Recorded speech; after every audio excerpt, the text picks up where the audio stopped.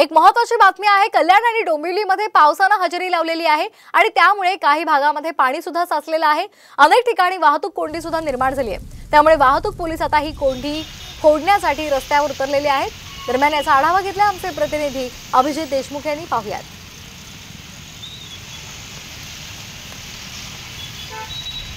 डोंबिवलीत गेल्या काही दिवसांपासून पावसाची रिपरिप सुरू होती, पावसाची ये-जा सुरू होती। मात्र आज सकाळपासूनच कल्याण डोंबिवलीमध्ये पुन्हा एकदा पावसाला सुरुवात झाल्याचं पाहायला मिळतंय। गेल्या काही तासांपासून कल्याण डोंबिवलीमध्ये पावसाची ये-जा सुरू होती, मात्र गेल्या अर्ध्या तासापासून कल्याण डोंबिवलीमध्ये जोरदार पावसाला या ठिकाणी सुरुवात झाल्याचं पाहायला मिळतंय। आपण या ठिकाणी पाहू शकतो की जोरदार पावसाला सुरुवात झाली आहे। त्यामुळे कल्याणमध्ये काही रस्त्यांवर सध्या पाणी देखील साचल्याचं पाहायला मिळतंय। या पावसामुळे एकंदरीत सकाळी जे कामाला जाणारा नोकरदार वर्ग असतो, कामानिमित्त बाहेर निघालेल्या नागरिकांची मात्र सध्या तारांबळ उडाल्याचं पाहायला मिळतंय।